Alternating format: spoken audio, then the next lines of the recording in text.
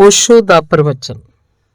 प्रश्न पुछया है कि अतीत दे जीवन ते अतीत दे कर्म ते अतीत च कीते हुए जो भी जीवन दे संस्कार हन, जेकर असी उन्हां तो ही संचालित हुंदे हां तो हुण असी की कर सकते हां। ये बहुत ठीक पुछया है।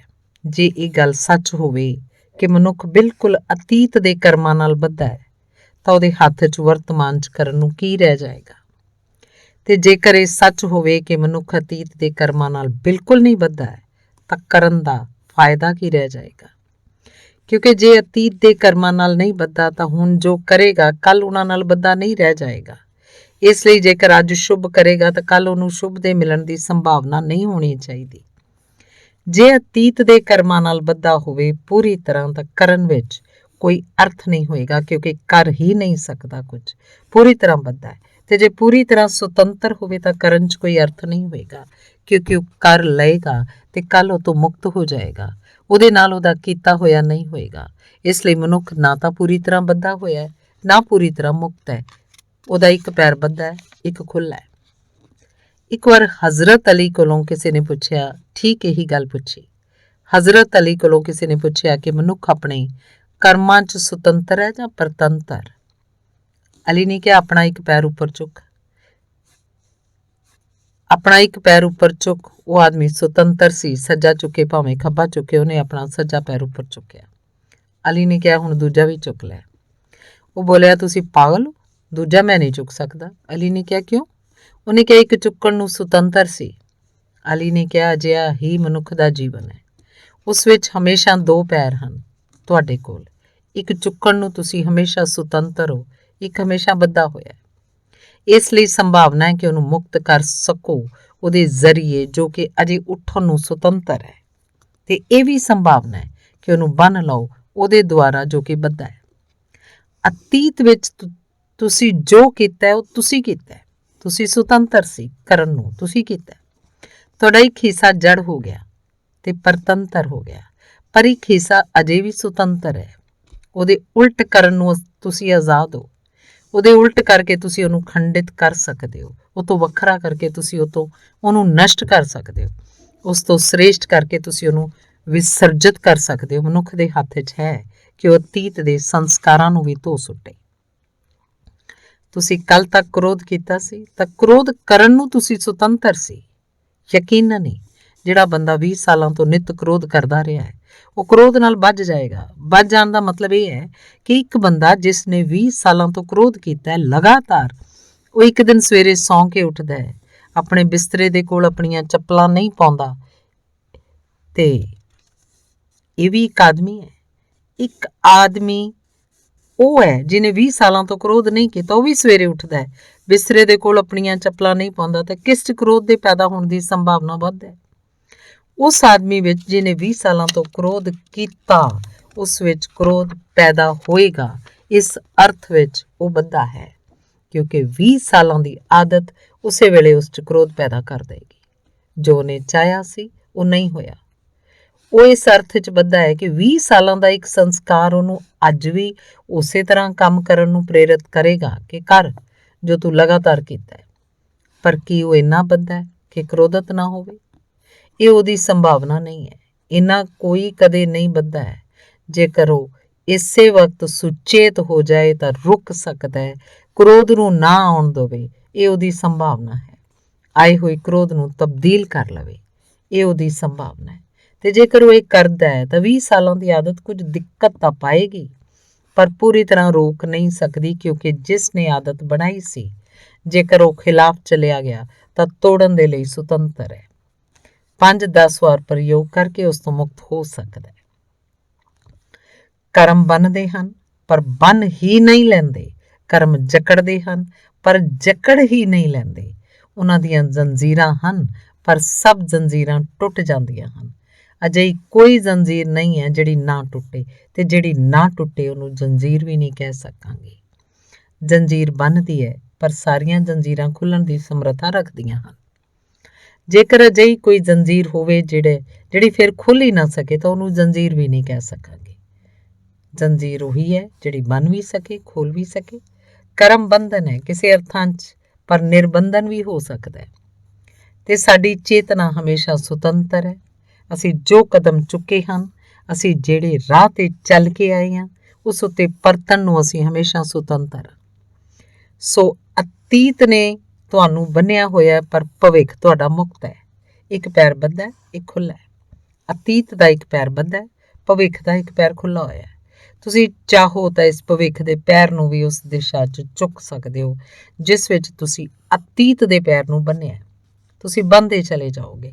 ਤੁਸੀਂ ਚਾਹੋ ਤਾਂ ਇਸ ਭਵਿੱਖ ਦੇ ਪੈਰ ਨੂੰ ਅਤੀਤ ਦੀ ਦਿਸ਼ਾ ਤੋਂ ਉਲਟ ਚੁੱਕ ਸਕਦੇ ਹੋ। ਤੁਸੀਂ ਖੁੱਲ੍ਹਦੇ ਚਲੇ ਜਾਓਗੇ। ਇਹ ਤੁਹਾਡੇ ਹੱਥ 'ਚ ਹੈ। ਉਸ ਹਾਲਤ ਨੂੰ ਅਸੀਂ ਮੋਕਸ਼ ਆਖਦੇ ਹਾਂ, ਜਿੱਥੇ ਦੋਵੇਂ ਪੈਰ ਖੁੱਲ੍ਹ ਜਾਣ, ਤੇ ਉਸ ਹਾਲਤ ਨੂੰ ਅਸੀਂ ਮੁਕੰਮਲ ਨੀਵੇਂ ਤੋਂ ਨੀਵਾਂ ਨਰਕ ਕਹਾਂਗੇ, ਜਿੱਥੇ ਦੋਵੇਂ ਪੈਰ ਬੰਨੇ ਜਾਣ। ਇਸ ਕਰਕੇ ਅਤੀਤ ਤੋਂ ਘਬਰਾਉਣ ਦੀ ਲੋੜ ਨਹੀਂ, ਨਾ ਪਿਛਲੇ ਜਨਮਾਂ ਤੋਂ ਘਬਰਾਉਣ ਦੀ ਲੋੜ ਹੈ। ਜਿਹਨੇ ਪਹਿਲਾਂ ਕਦਮ ਚੁੱਕੇ ਸਨ, ਉਹ ਹੁਣ ਵੀ ਕਦਮ ਚੁੱਕਣ ਨੂੰ ਸੁਤੰਤਰ ਹੈ। ਇੱਕ ਹੋਰ ਪ੍ਰਸ਼ਨ ਪੁੱਛਿਆ ਹੈ, ਗਵਾਹ ਹੋ ਕੇ ਕੌਣ ਵਿਚਾਰ ਕਰਦਾ ਹੈ? ਜਦ ਤੁਸੀਂ ਗਵਾਹ ਹੁੰਦੇ ਹੋ ਤਾਂ ਵਿਚਾਰ ਨਹੀਂ ਹੁੰਦਾ। ਵਿਚਾਰ ਤੁਸੀਂ ਕੀਤਾ ਕਿ ਤੁਸੀਂ ਗਵਾਹ ਨਹੀਂ ਰਹਿ ਜਾਓਗੇ। ਮੈਂ ਇੱਕ ਬਗੀਚੇ 'ਚ ਖੜਾ, ਇੱਕ ਫੁੱਲ ਦਾ ਗਵਾਹ ਹੋ ਜਾਵਾਂ ਤਾਂ ਮੈਂ ਫੁੱਲ ਨੂੰ ਦੇਖਾਂਗਾ। ਸਿਰਫ ਦੇਖਾਂਗਾ ਤਾਂ ਗਵਾਹ ਹੋਵਾਂਗਾ। ਜੇ ਮੈਂ ਸੋਚਣਾ ਸ਼ੁਰੂ ਕੀਤਾ ਤਾਂ ਫਿਰ ਮੈਂ ਗਵਾਹ ਨਹੀਂ ਹਾਂ। ਜਿਸ ਘੜੀ ਮੈਂ ਸੋਚਾਂਗਾ, ਉਸ ਘੜੀ ਫੁੱਲ ਮੇਰੀਆਂ ਅੱਖਾਂ ਤੋਂ ਹਟ ਜਾਏਗਾ। ਸੋਚਣ ਦਾ ਪਰਦਾ ਵਿਚਾਲੇ ਆ ਜਾਏਗਾ। ਜਦ ਮੈਂ ਇੱਕ ਫੁੱਲ ਨੂੰ ਦੇਖ ਕੇ ਕਹਾਂਗਾ ਫੁੱਲ ਸੋਹਣਾ ਹੈ, ਤਾਂ ਜਿਸ ਘੜੀ ਮੇਰਾ ਮਨ ਕਹਿ ਰਿਹਾ ਫੁੱਲ ਸੋਹਣਾ ਹੈ, ਤਾਂ ਉਹ ਫੁੱਲ ਦੇਖ ਨਹੀਂ ਰਿਹਾ। ਹਾਂ, ਮੈਂ ਕਿਉਂਕਿ ਮਨ ਦੇ ਕੰਮ ਨਾਲੋਂ ਨਾਲ ਨਹੀਂ ਕਰਦਾ, ਇੱਕ ਬਰੀਕ ਜਿਹਾ ਪਰਦਾ ਵਿਚਾਲੇ ਆ ਜਾਏਗਾ। ਤੇ ਜੇ ਮੈਂ ਸੋਚਣ ਲੱਗਾ ਕਿ ਇਸ ਫੁੱਲ ਨੂੰ ਮੈਂ ਪਹਿਲਾਂ ਵੀ ਦੇਖਿਆ, ਇਹ ਫੁੱਲ ਜਾਣਿਆ ਪਛਾਣਿਆ, ਤਾਂ ਫੁੱਲ ਮੇਰੀ ਅੱਖ ਤੋਂ ਓਹਲੇ ਹੋ ਗਿਆ। ਹੁਣ ਮੈਂ ਭਰਮ ਵਿੱਚ ਹਾਂ ਕਿ ਮੈਂ ਦੇਖ ਰਿਹਾ। ਮੈਂ ਇੱਕ ਵਾਰ ਆਪਣੇ ਇੱਕ ਦੂਰ ਤੋਂ ਆਏ ਹੋਏ ਮਿੱਤਰ ਨੂੰ ਕਿਸ਼ਤੀ ਦੀ ਸੈਰ ਕਰਾਉਣ ਲੈ ਗਿਆ। ਉਹ ਬਹੁਤ ਦੂਰ ਦੇ ਦੇਸ਼ ਤੋਂ ਪਰਤੇ ਸਨ। ਉਹਨਾਂ ਨੇ ਬਹੁਤ ਨਦੀਆਂ ਤੇ ਬਹੁਤ ਝੀਲਾਂ ਦੇਖੀਆਂ ਸਨ।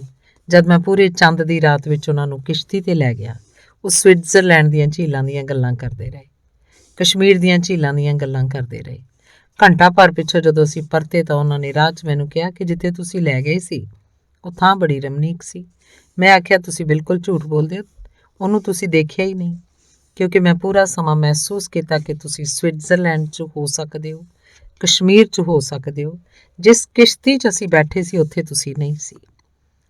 ਤਦ ਮੈਂ ਤੁਹਾਨੂੰ ਇਹ ਵੀ ਕਹਿਣਾ ਚਾਹੁੰਦਾ ਹਾਂ, ਮੈਂ ਉਹਨਾਂ ਨੂੰ ਅਰਜ਼ ਕੀਤੀ ਕਿ ਜਦ ਤੁਸੀਂ ਸਵਿਟਜ਼ਰਲੈਂਡ 'ਚ ਰਹੇ ਹੋਗੇ ਤਾਂ ਤੁਸੀਂ ਕਿਤੇ ਹੋਰ ਰਹੇ ਹੋਗੇ। ਜਦ ਤੁਸੀਂ ਕਸ਼ਮੀਰ 'ਚ ਰਹੇ ਹੋਗੇ ਤਾਂ ਤੁਸੀਂ ਉਸ ਝੀਲ 'ਤੇ ਨਹੀਂ ਰਹੇ ਹੋਗੇ ਜਿਹਦੀਆਂ ਤੁਸੀਂ ਗੱਲਾਂ ਕਰ ਰਹੇ ਹੋ। ਮੈਂ ਉਹਨਾਂ ਨੂੰ ਕਿਹਾ ਕਿ ਨਾ ਸਿਰਫ ਮੈਂ ਇਹ ਕਹਿਣਾ ਚਾਹੁੰਦਾ ਕਿ ਜਿਸ ਝੀਲ ਤੋਂ ਮੈਂ ਲੈ ਗਿਆ ਸੀ, ਉਹਨੂੰ ਤੁਸੀਂ ਨਹੀਂ ਦੇਖਿਆ। ਮੈਂ ਤੁਹਾਨੂੰ ਇਹ ਕਹਿਣਾ ਕਿ ਤੁਸੀਂ ਕੋਈ ਝੀਲ ਨਹੀਂ ਦੇਖੀ। ਤੁਹਾਡੇ ਖਿਆਲ ਦੇ ਪਰਦੇ ਤੁਹਾਨੂੰ ਗਵਾਹ ਨਹੀਂ ਹੋਣ ਦਿੰਦੇ, ਤੁਹਾਡਾ ਵਿਚਾਰ ਤੁਹਾਨੂੰ ਦ੍ਰਿਸ਼ਟਾ ਨਹੀਂ ਹੋਣ ਦਿੰਦਾ। ਜਦ ਅਸੀਂ ਵਿਚਾਰ ਨੂੰ ਛੱਡਦੇ ਹਾਂ, ਜਦ ਵਿਚਾਰ ਨੂੰ ਅਸੀਂ ਅਲੱਗ ਕਰਦੇ ਹਾਂ, ਤਦ ਅਸੀਂ ਗਵਾਹ ਹੁੰਦੇ ਹਾਂ। ਵਿਚਾਰ ਦੇ ਤਜਨ ਨਾਲ ਗਵਾਹ ਹੋਇਆ ਜਾਂਦਾ ਹੈ। ਸੋ ਜਦ ਮੈਂ ਕਹਿ ਰਿਹਾ ਅਸੀਂ ਗਵਾਹ ਹੋ ਰਹੇ ਹਾਂ, ਤਾਂ ਪੁੱਛਿਆ ਜਾਏ ਕਿ ਕੌਣ ਵਿਚਾਰ ਕਰ ਰਿਹਾ? ਨਹੀਂ, ਕੋਈ ਵਿਚਾਰ ਨਹੀਂ ਕਰ ਰਿਹਾ, ਮਹਿਜ਼ ਗਵਾਹ ਰਹਿ ਗਿਆ। ਉਹ ਮਹਿਜ਼ ਗਵਾਹ ਜੋ ਹੈ ਸਾਡਾ, ਉਹ ਸਾਡੀ ਅੰਤਰਾਤਮਾ ਹੈ। ਤੇ ਜਦ ਤੁਸੀਂ ਮੁਕੰਮਲ ਗਵਾਹ ਦੀ ਹਾਲਤ 'ਚ ਰਹਿ ਜਾਓ ਕਿ ਕੋਈ ਵਿਚਾਰ ਦੀ ਤਰੰਗ ਨਹੀਂ ਉੱਠਦੀ, ਕੋਈ ਵਿਚਾਰ ਦੀ ਲਹਿਰ ਨਹੀਂ ਉੱਠਦੀ, ਤਾਂ ਤੁਸੀਂ ਆਪਣੇ ਆਪ 'ਚ ਪ੍ਰਵੇਸ਼ ਕਰੋਗੇ। ਉਵੇਂ ਹੀ ਜਿਵੇਂ ਕਿਸੇ ਸਾਗਰ 'ਤੇ ਕੋਈ ਲਹਿਰ ਨਾ ਉੱਠਦੀ ਹੋਵੇ, ਕੋਈ ਲਹਿਰ ਨਾ ਉੱਠਦੀ ਹੋਵੇ, ਕੋਈ ਕੰਬਣੀ ਨਾ ਆਉਂਦੀ ਹੋਵੇ, ਤੇ ਉਹਦੀ ਸਤ੍ਹਾ ਸ਼ਾਂਤ ਹੋ ਜਾਏ ਤੇ ਅਸੀਂ ਉਹਦੀ ਸਤ੍ਹਾ 'ਚ ਝਾਕਣ 'ਚ ਸਮਰੱਥ ਹੋ ਸਕੀਏ। ਵਿਚਾਰ ਤਰੰਗ ਹੈ, ਵਿਚਾਰ ਬਿਮਾਰੀ ਹੈ, ਵਿਚਾਰ ਇੱਕ ਉਤੇਜਨਾ ਹੈ। ਵਿਚਾਰ ਦੀ ਉਤੇਜਨਾ ਨੂੰ ਖੋ ਕੇ ਅਸੀਂ ਗਵਾਹ ਨੂੰ ਉਪਲਬਧ ਹੁੰਦੇ ਹਾਂ, ਤਾਂ ਅਸੀਂ ਗਵਾਹ ਹੁੰਦੇ ਹਾਂ, ਤੇ ਤਦ ਵਿਚਾਰ ਕੋਈ ਵੀ ਨਹੀਂ ਕਰਦਾ। ਜੇ ਅਸੀਂ ਵਿਚਾਰ ਕਰਦੇ ਹਾਂ ਤਦ ਅਸੀਂ ਗਵਾਹ ਨਹੀਂ ਰਹਿ ਜਾਂਦੇ। ਵਿਚਾਰ ਤੇ ਗਵਾਹ 'ਚ ਵਿਰੋਧ ਹੈ। ਇਸ ਲਈ ਅਸੀਂ ਪੂਰਾ ਯਤਨ ਕੀਤਾ ਹੈ ਇਸ ਧਿਆਨ ਦੀ ਪ੍ਰਣਾਲੀ ਨੂੰ ਸਮਝਣ ਵਿੱਚ। ਅਸੀਂ ਅਸਲ 'ਚ ਵਿਚਾਰ ਛੱਡਣ ਦਾ ਪ੍ਰਯੋਗ ਕੀਤਾ ਹੈ। ਜੋ ਅਸੀਂ ਪ੍ਰਯੋਗ ਕਰ ਰਹੇ ਹਾਂ, ਉਸ 'ਚ ਅਸੀਂ ਵਿਚਾਰ ਨੂੰ ਬਿਲਕੁਲ ਕਮਜ਼ੋਰ ਕਰਕੇ ਛੱਡ ਰਹੇ ਹਾਂ, ਤਾਂ ਜੋ ਹਾਲਤ ਰਹਿ ਜਾਏ ਜਦ ਵਿਚਾਰ ਤਾਂ ਨਹੀਂ ਹੈ, ਵਿਚਾਰਕ ਹੈ। ਯਾਨੀ ਵਿਚਾਰਕ ਤੋਂ ਮੇਰਾ ਭਾਵ ਜਿਹੜਾ ਵਿਚਾਰ ਕਰਦਾ ਸੀ ਉਹ ਤਾਂ ਮੌਜੂਦ ਹੈ, ਪਰ ਵਿਚਾਰ ਨਹੀਂ ਕਰਦਾ। ਜਦੋਂ ਵਿਚਾਰ ਨਹੀਂ ਕਰੇਗਾ ਤਾਂ ਉਸ 'ਚ ਦਰਸ਼ਨ ਹੋਏਗਾ, ਉਹਨੂੰ ਸਮਝ ਲਓ। ਵਿਚਾਰ ਤੇ ਦਰਸ਼ਨ ਇੱਕ ਦੂਜੇ ਦੇ ਉਲਟ ਗੱਲਾਂ ਹਨ। ਇਸ ਲਈ ਮੈਂ ਪਿੱਛੇ ਕਿਹਾ ਕਿ ਸਿਰਫ ਅੰਨੇ ਲੋਕ ਵਿਚਾਰ ਕਰਦੇ ਹਨ। ਜਿਨ੍ਹਾਂ ਦੀਆਂ ਅੱਖਾਂ ਹਨ ਉਹ ਵਿਚਾਰ ਨਹੀਂ ਕਰਦੇ। ਸਮਝੋ ਜੇਕਰ ਮੇਰੇ ਕੋਲ ਅੱਖਾਂ ਨਹੀਂ ਹਨ, ਮੈਂ ਇਸ ਇਮਾਰਤ ਵਿੱਚੋਂ ਬਾਹਰ ਨਿਕਲਣਾ ਹੈ ਤੇ ਮੈਂ ਵਿਚਾਰ ਕਰਾਂਗਾ ਕਿ ਦਰਵਾਜ਼ਾ ਕਿੱਥੇ ਹੈ। ਜੇ ਅੱਖਾਂ ਨਹੀਂ ਹਨ ਤਾਂ ਵਿਚਾਰ ਕਰਾਂਗਾ ਦਰਵਾਜ਼ਾ ਕਿੱਥੇ ਹੈ। ਪਰ ਜੇ ਮੇਰੇ ਕੋਲ ਅੱਖਾਂ ਹਨ ਤਾਂ ਮੈਂ ਕੀ ਵਿਚਾਰ ਕਰਾਂਗਾ? ਮੈਂ ਦੇਖਾਂਗਾ ਤੇ ਨਿਕਲ ਜਾਵਾਂਗਾ। ਯਾਨੀ ਸਵਾਲ ਇਹ ਹੈ ਕਿ ਜੇ ਅੱਖਾਂ ਹਨ ਤਾਂ ਮੈਂ ਦੇਖਾਂਗਾ ਤੇ ਨਿਕਲ ਜਾਵਾਂਗਾ, ਤਦ ਮੈਂ ਵਿਚਾਰ ਕਿਉਂ ਕਰਾਂਗਾ? ਜਿਨ੍ਹਾਂ ਕੋਲ ਜਿੰਨੀਆਂ ਅੱਖਾਂ ਘੱਟ ਹਨ ਉਹਨਾਂ ਉਹ ਵੱਧ ਵਿਚਾਰ ਕਰਦੇ ਹਨ। ਦੁਨੀਆ ਉਹਨਾਂ ਨੂੰ ਵਿਚਾਰਕ ਆਖਦੀ ਹੈ, ਅਸੀਂ ਉਹਨਾਂ ਨੂੰ ਅੰਨੇ ਕਹਾਂਗੇ। ਜਿਨ੍ਹਾਂ ਕੋਲ ਵੱਧ ਅੱਖਾਂ ਹਨ ਉਹਨਾਂ ਘੱਟ ਵਿਚਾਰ ਕਰਦੇ ਹਨ। ਮਹਾਵੀਰ ਤੇ ਬੁੱਧ ਵਿਚਾਰਕ ਨਹੀਂ ਹੈ। ਮੈਂ ਸੁਣਦਾ ਬੜੇ ਬੜੇ ਸਮਝਦਾਰ ਲੋਕ ਉਹਨਾਂ ਨੂੰ ਕਹਿੰਦੇ ਹੈ ਕਿ ਉਹ ਮਹਾਨ ਵਿਚਾਰਕ ਸਨ। ਇਹ ਬਿਲਕੁਲ ਝੂਠੀ ਗੱਲ ਹੈ। ਉਹ ਬਿਲਕੁਲ ਵੀ ਵਿਚਾਰਕ ਨਹੀਂ ਸਨ, ਕਿਉਂਕਿ ਉਹ ਅੰਨੇ ਨਹੀਂ ਸਨ। ਅਸੀਂ ਉਹਨਾਂ ਨੂੰ ਆਪਣੇ ਮੁਲਕ ਵਿੱਚ ਦ੍ਰਿਸ਼ਟਾ ਆਖਦੇ ਹਾਂ।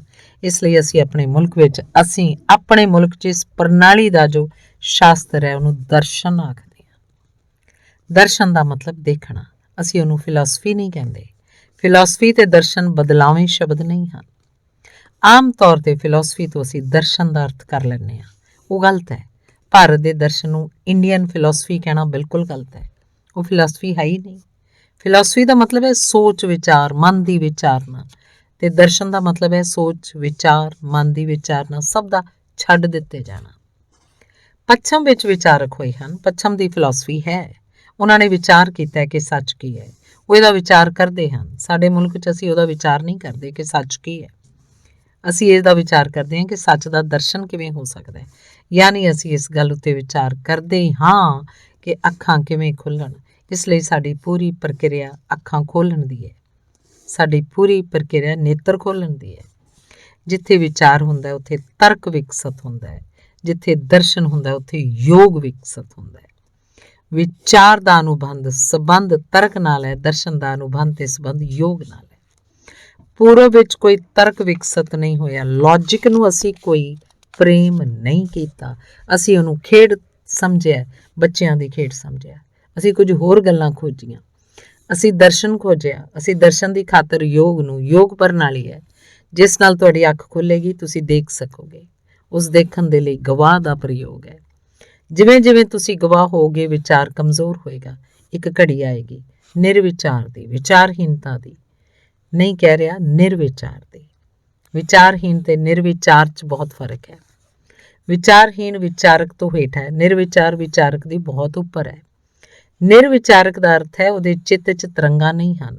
ਚਿੱਤ ਸ਼ਾਂਤ ਹੈ। ਦੇਖਣ ਦੀ ਸਮਰੱਥਾ ਉਸ 'ਚ ਸ਼ਾਂਤੀ 'ਚ ਪੈਦਾ ਹੁੰਦੀ ਹੈ। ਵਿਚਾਰਹੀਨ ਦਾ ਮਤਲਬ ਹੈ ਉਹਨੂੰ ਸੁਝਦਾ ਹੀ ਨਹੀਂ ਕਿ ਕੀ ਕਰੇ। ਇਸ ਲਈ ਮੈਂ ਵਿਚਾਰਹੀਨ ਹੋਣ ਨੂੰ ਨਹੀਂ, ਨਿਰਵਿਚਾਰ ਹੋਣ ਨੂੰ ਕਹਿ ਰਿਹਾ। ਵਿਚਾਰਹੀਨ ਉਹ ਹੈ ਜਿਹਨੂੰ ਸੁਝਦਾ ਨਹੀਂ। ਨਿਰਵਿਚਾਰ ਉਹ ਹੈ ਜਿਹਨੂੰ ਸਿਰਫ ਸੁਝਦਾ ਭਰ ਹੀ ਹੈ, ਜਿਹਨੂੰ ਦਿਖਾਈ ਪੈਂਦਾ ਹੈ। ਸੋ ਗਵਾਹ ਤੁਹਾਨੂੰ ਗਿਆਨ ਦੇ ਵੱਲ ਲੈ ਜਾਏਗਾ, ਖੁਦ ਦੀ ਆਤਮਾ ਦੇ ਵੱਲ ਲੈ ਜਾਏਗਾ। ਇਹ ਜੋ ਪ੍ਰਯੋਗ ਅਸਾਂ ਨੇ ਸਾਹ ਦੇ ਜਾਂ ਧਿਆਨ ਦੇ ਗਵਾਹ ਨੂੰ ਜਗਾਉਣ ਦੇ ਲਈ ਕੀਤੇ ਹਨ, ਇਹ ਮਹਿਜ਼ ਇਸ ਲਈ ਕਿ ਕਿਸੇ ਵੀ ਤਰ੍ਹਾਂ ਅਸੀਂ ਉਸ ਛਿਨ ਦਾ ਅਨੁਭਵ ਕਰ ਸਕੀਏ। ਜਦ ਅਸੀਂ ਤਾਂ ਹੁੰਨੇ ਹਾਂ, ਵਿਚਾਰ ਨਹੀਂ ਹੁੰਦਾ। ਜੇਕਰ ਇੱਕ ਪਲ ਲਈ ਵੀ ਉਹ ਨਿਰਮਲ ਛਿਨ ਉਪਲਬਧ ਹੋ ਜਾਏ, ਜਦ ਅਸੀਂ ਤਾਂ ਹਾਂ ਤੇ ਵਿਚਾਰ ਨਹੀਂ ਹਨ, ਤਾਂ ਤੁਸੀਂ ਜੀਵਨ 'ਚ ਕਿਸੇ ਬੜੀ ਅਨੋਖੀ ਸੰਪਤੀ ਨੂੰ ਉਪਲਬਧ ਹੋ ਜਾਓਗੇ। ਉਸ ਤਰਫ ਚੱਲੋ ਤੇ ਉਹਦੇ ਲਈ ਕੋਸ਼ਿਸ਼ ਕਰੋ ਤੇ ਆਪਣੀ ਸਮੁੱਚੀ ਸ਼ਕਤੀ ਨੂੰ ਜੋੜ ਕੇ ਉਸ ਘੜੀ ਦੀ ਚਾਹਨਾ ਕਰੋ। ਜਦ ਚੇਤਨਾ ਤਾਂ ਹੋਏਗੀ ਪਰ ਵਿਚਾਰ ਨਹੀਂ ਹੋਏਗਾ। ਜਦ ਚੇਤਨਾ ਵਿਚਾਰ ਸ਼ੂਨਯ ਹੁੰਦੀ ਹੈ ਤਦ ਸੱਚ ਦਾ ਦਰਸ਼ਨ ਹੁੰਦਾ ਹੈ, ਤੇ ਜਦ ਚੇਤਨਾ ਵਿਚਾਰ ਨਾਲ ਭਰੀ ਹੁੰਦੀ ਹੈ, ਦਬੀ ਹੁੰਦੀ ਹੈ, ਸੱਚ ਦਾ ਦਰਸ਼ਨ ਨਹੀਂ ਹੁੰਦਾ। ਜਿਵੇਂ ਅਸਮਾਨ 'ਚ ਬੱਦਲ ਛਾਏ ਹੋਣ ਤਾਂ ਸੂਰਜ ਲੁਕ ਜਾਂਦਾ ਹੈ, ਇਵੇਂ ਹੀ ਜਦ ਚਿੱਤ ਵਿਚਾਰਾਂ ਨਾਲ ਘਿਰਿਆ ਹੁੰਦਾ ਤਾਂ ਖੁਦ ਦੀ ਸੱਤਾ ਛੁਪ ਜਾਂਦੀ ਹੈ। ਸੂਰਜ ਨੂੰ ਦੇਖਣਾ ਹੋਵੇ, ਬੱਦਲਾਂ ਨੂੰ ਖਿੰਡਾਣਾ ਤੇ ਵਿਸਰਜਿਤ ਕਰ ਦੇਣਾ ਹੋਏਗਾ, ਉਹਨਾਂ ਨੂੰ ਹਟਾ ਦੇਣਾ ਹੋਏਗਾ ਤਾਂ ਜੋ ਸੂਰਜ ਝਾਤ ਪਾ ਸਕੇ। ਇਸੇ ਤਰ੍ਹਾਂ ਹੀ ਵਿਚਾਰਾਂ ਨੂੰ ਹਟਾ ਦੇਣਾ ਹੋਏਗਾ ਤਾਂ ਜੋ ਖੁਦ ਦੀ ਸੱਤਾ ਦੀ ਪ੍ਰਤੀਤੀ ਤੇ ਅਨੁਭਵ ਹੋ ਸਕੇ। ਸਵੇਰੇ ਜਦ ਮੈਂ ਇਮਾਰਤ ਵਿੱਚੋਂ ਨਿਕਲ ਰਿਹਾ ਸੀ, ਕਿਸੇ ਨੇ ਮੈਥੋਂ ਪੁੱਛਿਆ ਕਿ ਇਸ ਸਮੇਂ 'ਚ ਕੇਵਲ ਗਿਆਨ ਸੰਭਵ ਹੈ। ਮੈਂ ਉਹਨਾਂ ਨੂੰ ਕਿਹਾ ਸੰਭਵ ਹੈ। ਉਹਨਾਂ ਨੇ ਸਵਾਲ ਪੁੱਛਿਆ, ਜੇਕਰ ਕੇਵਲ ਗਿਆਨ ਇਸ ਸਮੇਂ ਸੰਭਵ ਹੈ ਤਾਂ ਕੀ ਮੈਂ ਦੱਸ ਸਕਦਾ ਕਿ ਉਹ ਕਿਹੜਾ ਸਵਾਲ ਮੈਥੋਂ ਪੁੱਛਣਾ ਚਾਹੁੰਦੇ ਹਨ? ਜੇਕਰ ਉਹ ਕੇਵਲ ਗਿਆਨ ਦਾ ਹੀ ਅਰਥ ਸਮਝ ਰਹੇ ਹੋਣ ਕਿ ਦੂਜਾ ਕੀ ਸਵਾਲ ਪੁੱਛਣਾ ਚਾਹੁੰਦਾ ਹੈ, ਇਹ ਦੱਸ ਦਿੱਤਾ ਜਾਵੇ ਤਾਂ ਬੜੀ ਗਲਤੀ 'ਚ ਹੈ। ਉਹ ਕਿਸੇ ਮਦਾਰੀ ਕੋਲੋਂ ਵੀ ਧੋਖਾ ਖਾ ਜਾਣਗੇ। ਉਹ ਸੜਕ ਉੱਤੇ ਕਿਸੇ 2 ਪੈਸੇ ਦਾ ਤਮਾਸ਼ਾ ਦਿਖਾਉਣ ਵਾਲੇ ਕੋਲੋਂ ਵੀ ਧੋਖਾ ਖਾ ਜਾਣਗੇ। ਇਹ ਤਾਂ 2 ਪੈਸੇ ਦਾ ਤਮਾਸ਼ਾ ਦਿਖਾਉਣ ਵਾਲਾ ਵੀ ਦੱਸ ਸਕਦਾ ਹੈ ਕਿ ਤੁਹਾਡੇ ਮਨ ਦੇ ਅੰਦਰ ਕੀ ਹੈ। ਤੇ ਜੇ ਕਦੇ ਕੋਈ ਕੇਵਲ ਗਿਆਨੀ ਵੀ ਇਹਦੇ ਲਈ ਰਾਜ਼ੀ ਹੋ ਜਾਏ ਤਾਂ ਉਹ ਕੇਵਲ ਗਿਆਨੀ ਨਹੀਂ ਹੋਏਗਾ। ਕੇਵਲ ਗਿਆਨ ਦਾ ਇਹ ਮਤਲਬ ਨਹੀਂ ਹੈ ਕਿ ਤੁਹਾਡੇ ਮਨ 'ਚ ਕੀ ਚੱਲ ਰਿਹਾ ਉਹਨੂੰ ਦੱਸ ਦਿੱਤਾ ਜਾਏ। ਤੁਸੀਂ ਕੇਵਲ ਗਿਆਨ ਦਾ ਅਰਥ ਹੀ ਨਹੀਂ ਸਮਝੇ। ਕੇਵਲ ਗਿਆਨ ਦਾ ਅਰਥ ਹੈ ਚੇਤਨਾ ਦੀ ਉਹ ਹਾਲਤ ਜਿੱਥੇ ਕੋਈ ਜਾਣਨ ਯੋਗ ਨਹੀਂ ਰਹਿ ਜਾਂਦਾ, ਜਿੱਥੇ ਕੋਈ ਜਾਣਨ ਵਾਲਾ ਗਿਆਤਾ ਨਹੀਂ ਰਹਿ ਜਾਂਦਾ, ਸਿਰਫ ਗਿਆਨ ਦੀ ਸ਼ਕਤੀ ਰਹਿ ਜਾਂਦੀ ਹੈ। ਕੇਵਲ ਗਿਆਨ ਸ਼ਬਦ ਤੋਂ ਇਹੀ ਮਤਲਬ ਹੈ ਜਿੱਥੇ ਕੇਵਲ ਗਿਆਨ ਮਾਤਰ ਰਹਿ ਜਾਂਦਾ ਹੈ। ਅਜੇ ਜਦ ਵੀ ਅਸੀਂ ਕੁਝ ਜਾਣਦੇ ਹਾਂ ਤਾਂ ਜਾਣਨ 'ਚ 3 ਚੀਜ਼ਾਂ ਹੁੰਦੀਆਂ ਹਨ। ਜਾਣਨ ਵਾਲਾ ਹੁੰਦਾ ਹੈ, ਉਹ ਗਿਆਤਾ ਹੁੰਦਾ ਜਿਹਨੂੰ ਜਾਣਦੇ ਹਾਂ, ਉਹ ਹੁੰਦਾ ਹੈ, ਉਹ ਜਾਣਨ ਯੋਗ ਹੁੰਦਾ ਹੈ, ਤੇ ਇਹਨਾਂ ਦੋਹਾਂ ਦੇ ਵਿਚਾਲੇ ਜੋ ਸੰਬੰਧ ਹੁੰਦਾ ਹੈ ਉਹ ਗਿਆਨ ਹੁੰਦਾ ਹੈ। ਸੋ ਗਿਆਨ ਜੋ ਹੈ ਜਾਣਨ ਵਾਲੇ ਤੇ ਜਾਣਨ ਯੋਗ ਨਾਲ ਦਬਿਆ ਰਹਿੰਦਾ ਹੈ, ਉਹਨਾਂ ਨਾਲ ਬੱਧਾ ਰਹਿੰਦਾ ਹੈ। ਕੇਵਲ ਗਿਆਨ ਦਾ ਅਰਥ ਹੈ ਕਿ ਜਾਣਨ ਯੋਗ ਲੋਪ ਹੋ ਜਾਏ, ਆਬਜੈਕਟ ਲੋਪ ਹੋ ਜਾਏਗਾ। ਜੇਕਰ ਜਾਣਨ ਯੋਗ ਲੋਪ ਹੋ ਜਾਏਗਾ ਤਾਂ ਫਿਰ ਜਾਣਨ ਵਾਲਾ ਗਿਆਤਾ ਕਿੱਥੇ ਰਹੇਗਾ? ਉਹ ਤਾਂ ਜਾਣਨ ਯੋਗ ਨਾਲ ਬੱਧਾ ਹੋਇਆ। ਜਦ ਜਾਣਨ ਯੋਗ ਲੋਪ ਹੋ ਜਾਏਗਾ ਤਾਂ ਜਾਣਨ ਵਾਲਾ ਲੋਪ ਹੋ ਜਾਏਗਾ। ਤਦ ਕੀ ਬਾਕੀ ਰਹਿ ਜਾਏਗਾ? ਤਦ ਸਿਰਫ ਗਿਆਨ ਬਾਕੀ ਰਹਿ ਜਾਏਗਾ। ਉਸ ਗਿਆਨ ਦੀ ਘੜੀ 'ਚ ਮੁਕਤੀ ਦਾ ਬੋਧ ਹੁੰਦਾ ਹੈ, ਸੁਤੰਤਰਤਾ ਦਾ ਬੋਧ ਹੁੰਦਾ ਹੈ। ਕੇਵਲ ਗਿਆਨ ਦਾ ਅਰਥ ਹੈ ਸ਼ੁੱਧ ਗਿਆਨ ਦਾ ਅਨੁਭਵ ਕਰ ਲੈਣਾ। ਜਿਸ ਨੂੰ ਮੈਂ ਸਮਾਧੀ ਆਖਿਆ ਹੈ ਉਹ ਸ਼ੁੱਧ ਗਿਆਨ ਦਾ ਅਨੁਭਵ ਹੈ। ਇਹ ਅਲੱਗ-ਅਲੱਗ ਸੰਪਰਦਾਵਾਂ ਦੇ ਅਲੱਗ-ਅਲੱਗ ਸੱਚ ਸਨ। ਜਿਹਨੂੰ ਪਤੰਜਲੀ ਨੇ ਸਮਾਧੀ ਕਿਹਾ ਹੈ, ਉਹਨੂੰ ਜੈਨੀਆਂ ਨੇ ਕੇਵਲ ਗਿਆਨ ਕਿਹਾ ਹੈ, ਉਹਨੂੰ ਬੁੱਧ ਨੇ ਪ੍ਰਗਿਆ ਕਿਹਾ ਹੈ। ਕੇਵਲ ਗਿਆਨ ਦਾ ਮਤਲਬ ਇਹ ਨਹੀਂ ਕਿ ਤੁਹਾਡੇ ਸਿਰ 'ਚ ਕੀ ਚੱਲ ਰਿਹਾ ਹੈ ਉਹਨੂੰ ਦੱਸ ਦਈਏ। ਉਹ ਤਾਂ ਅਜਿਹੀ ਸੌਖੀ ਜਿਹੀ ਗੱਲ ਹੈ। ਉਹ ਤਾਂ ਧਾਰਨ ਜਿਹੀ ਟੈਲੀਪੈਥੀ ਹੈ, ਉਹ ਤਾਂ ਥਾਟ ਰੀਡਿੰਗ ਹੈ। ਉਹ ਤਾਂ ਕੇਵਲ ਗਿਆਨ ਨਾਲ ਕੋਈ ਮਤਲਬ ਨਹੀਂ ਹੈ। ਜੇਕਰ ਤੁਸੀਂ ਬਹੁਤ ਚਾਹਵਾਨ ਹੀ ਹੋਵੋ ਜਾਣਨ ਨੂੰ ਕਿ ਤੁਹਾਡੇ ਦਿਮਾਗ 'ਚ ਕੀ ਚੱਲ ਰਿਹਾ ਤਾਂ ਮੈਂ ਤੁਹਾਨੂੰ ਰਾਹ ਦੱਸ ਸਕਦਾ। ਤੁਹਾਡੇ ਨਾਲ ਵਾਲੇ ਆਦਮੀ ਦੇ ਦਿਮਾਗ 'ਚ ਕੀ ਚੱਲ ਰਿਹਾ ਉਹਨੂੰ ਤੁਸੀਂ ਜਾਣ ਸਕਦੇ ਹੋ। ਮੈਂ ਤਾਂ ਨਹੀਂ ਦੱਸਾਂਗਾ ਕਿ ਤੁਹਾਡੇ ਦਿਮਾਗ 'ਚ ਕੀ ਚੱਲ ਰਿਹਾ, ਪਰ ਮੈਂ ਤੁਹਾਨੂੰ ਰਾਹ ਦੱਸ ਸਕਦਾ ਕਿ ਤੁਸੀਂ ਜਾਣ ਸਕੋ ਕਿ ਦੂਜੇ ਦੇ ਦਿਮਾਗ 'ਚ ਕੀ ਚੱਲ ਰਿਹਾ। ਉਹ ਵਧੇਰੇ ਸੌਖਾ ਹੋਏਗਾ। ਮੈਂ ਪਿੱਛੇ ਜੇ ਤੁਹਾਨੂੰ ਜੋ ਸੰਕਲਪ ਦਾ ਪ੍ਰਯੋਗ ਦੱਸਿਆ ਸੀ ਕਿ ਸਾਰੇ ਸਾਹ ਨੂੰ ਬਾਹਰ ਕੱਢ ਦਿਓ, ਇੱਕ ਛਿਨ ਰੁਕ ਜਾਓ, ਸਾਹ ਨਾ ਲਓ, ਤੁਸੀਂ ਘਰ ਪਰਤ ਕੇ 2-4 ਦਿਨ ਕਿਸੇ ਛੋਟੇ ਬੱਚੇ ਉੱਤੇ ਪ੍ਰਯੋਗ ਕਰ ਲਓਗੇ, ਤੁਹਾਡੀ ਸਮਝ 'ਚ ਆ ਜਾਏਗਾ। ਆਪਣੇ ਸਾਰੇ ਸਾਹ ਨੂੰ ਬਾਹਰ ਕੱਢ ਦਿਓ, ਉਸ ਬੱਚੇ ਨੂੰ ਸਾਹਮਣੇ ਬਿਠਾ ਲੈਣਾ। ਜਦ ਸਾਹ ਅੰਦਰ ਨਾ ਰਹਿ ਜਾਏ ਪੂਰੇ ਜ਼ੋਰ ਨਾਲ ਸੰਕਲਪ ਕਰੋ ਤੇ ਅੱਖਾਂ ਮੀਟ ਕੇ ਇਹ ਦੇਖਣ ਦੀ ਕੋਸ਼ਿਸ਼ ਕਰੋ ਕਿ ਉਹਦੇ ਦਿਮਾਗ 'ਚ ਕੀ ਚੱਲ ਰਿਹਾ। ਉਸ ਬੱਚੇ ਨੂੰ ਕਹਿ ਦਿਓ ਕਿ ਤੂੰ ਕੋਈ ਛੋਟੀ ਮੋਟੀ ਚੀਜ਼ ਸੋਚ ਰੱਖੀ, ਕਿਸੇ ਫੁੱਲ ਦਾ ਨਾਂ ਸੋਚ ਛੱਡੀ। ਉਹਨੂੰ ਦੱਸਣਾ ਨਹੀਂ, ਉਹਨੂੰ ਕਹਿਣਾ ਕਿ ਕਿਸੇ ਫੁੱਲ ਦਾ ਨਾਂ ਸੋਚੇ। ਤੁਸੀਂ ਅੱਖਾਂ ਬੰਦ ਕਰਕੇ ਸਾਹ ਨੂੰ ਬਾਹਰ ਕੱਢ ਕੇ ਗੂੜਾ ਸੰਕਲਪ ਕਰੋ ਕਿ ਉਹਦੇ ਦਿਮਾਗ 'ਚ ਕੀ ਚੱਲ ਰਿਹਾ। ਤੁਸੀਂ 2-3 ਦਿਨਾਂ 'ਚ ਜਾਣਨਾ ਸ਼ੁਰੂ ਕਰ ਦਿਓਗੇ। ਤੇ ਜੇਕਰ ਤੁਸੀਂ ਇੱਕ ਸ਼ਬਦ ਵੀ ਜਾਣ ਲਿਆ ਤਾਂ ਫਿਰ ਕੋਈ ਫਰਕ ਨਹੀਂ ਪੈਂਦਾ, ਫਿਰ ਵਾਕ ਜਾਣੇ ਜਾ ਸਕਦੇ ਹਨ। ਇਹ ਵੀ ਲੰਮੀ ਪ੍ਰਕਿਰਿਆ ਹੈ। ਪਰ ਇਸ ਤੋਂ ਇਹ ਨਾ ਸਮਝ ਲੈਣਾ ਕਿ ਤੁਸੀਂ ਕੇਵਲ ਗਿਆਨੀ ਹੋ ਗਏ। ਇਸ ਨਾਲ ਕੇਵਲ ਗਿਆਨ ਦਾ ਕੋਈ ਮਤਲਬ ਨਹੀਂ ਹੈ। ਇਹ ਮਨ ਬਦਲਾਵਾਂ ਗਿਆਨ ਹੈ। ਦੂਜੇ ਦੇ ਮਨ 'ਚ ਕੀ ਚੱਲ ਰਿਹਾ ਉਹਨੂੰ ਪੜ੍ਹ ਲੈਣਾ ਤੇ ਇਹਦੇ ਲਈ ਧਾਰਮਿਕ ਹੋਣ ਦੀ ਵੀ ਕੋਈ ਲੋੜ ਨਹੀਂ, ਸਾਧੂ ਹੋਣ ਦੀ ਵੀ ਕੋਈ ਲੋੜ ਨਹੀਂ। ਪੱਛਮ 'ਚ ਇਸ ਉੱਤੇ ਕਾਫੀ ਜ਼ੋਰਾਂ ਨਾਲ ਕੰਮ ਚੱਲਿਆ ਹੋਇਆ। ਉੱਥੇ ਅਨੇਕਾਂ ਸਾਈਕਿਕ ਸੁਸਾਇਟੀਜ਼ ਬਣੀਆਂ ਹੋਈਆਂ ਜੋ ਟੈਲੀਪੈਥੀ ਤੇ ਥਾਟ ਰੀਡਿੰਗ ਉੱਤੇ ਕੰਮ ਕਰ ਰਹੀਆਂ ਹਨ। ਉੱਥੇ ਵਿਗਿਆਨਕ ਰੂਪ ਨਾਲ ਸਭ ਨਿਯਮ ਬਣਾਏ ਜਾ ਰਹੇ ਹਨ। 150 ਸਾਲਾਂ 'ਚ ਹਰ ਡਾਕਟਰ ਉਹਦਾ ਪ੍ਰਯੋਗ ਕਰੇਗਾ, ਹਰ ਟੀਚਰ ਉਹਦਾ ਪ੍ਰਯੋਗ ਕਰੇਗਾ, ਹਰ ਦੁਕਾਨਦਾਰ ਉਹਦਾ ਇਸਤੇਮਾਲ ਕਰ ਸਕੇਗਾ ਤੇ ਗਾਹਕ ਕੀ ਪਸੰਦ ਕਰੇਗਾ ਉਹਨੂੰ ਜਾਣ ਸਕੇਗਾ। ਉਸ ਸਭ ਦਾ ਸ਼ੋਸ਼ਣ ਵਿੱਚ ਇਸਤੇਮਾਲ ਹੋਏਗਾ। ਉਹ ਕੇਵਲ ਗਿਆਨ ਬਿਲਕੁਲ ਨਹੀਂ ਹੈ, ਉਹ ਸਿਰਫ ਇੱਕ ਟੈਕਨੀਕ ਹੈ। ਉਹ ਟੈਕਨੀਕ ਤੇ ਬਹੁਤੇ ਲੋਕਾਂ ਨੂੰ ਗਿਆਤ ਨਹੀਂ ਹੈ, ਇਸ ਲਈ ਤੁਹਾਨੂੰ ਅਜਿਹਾ ਜਾਪਦਾ ਹੈ। ਜ਼ਰਾ ਪ੍ਰਯੋਗ ਕਰੋ, ਤੁਸੀਂ ਹੈਰਾਨ ਹੋ ਜਾਓਗੇ। ਹੋਰ ਕੁਝ ਸਮਝ ਆ ਸਕਦਾ ਪਰ ਉਹ ਕੇਵਲ ਗਿਆਨ ਨਹੀਂ ਹੈ। ਕੇਵਲ ਗਿਆਨ ਬਹੁਤ ਦੂਰ ਦੀ ਗੱਲ ਹੈ। ਕੇਵਲ ਗਿਆਨ ਦਾ ਤਾਂ ਮਤਲਬ ਹੈ ਸ਼ੁੱਧ ਗਿਆਨ ਦੀ ਸਿਖਰਲੀ ਹਾਲਤ ਨੂੰ ਅਨੁਭਵ ਕਰ ਲੈਣਾ। ਉਸ ਹਾਲਤ 'ਚ ਅੰਮ੍ਰਿਤ ਦਾ, ਜਿਹਨੂੰ ਮੈਂ ਸੱਚਿਦਾਨੰਦ ਕਿਹਾ ਹੈ, ਉਹਦਾ ਬੋਧ ਹੁੰਦਾ ਹੈ। ਧੰਨਵਾਦ।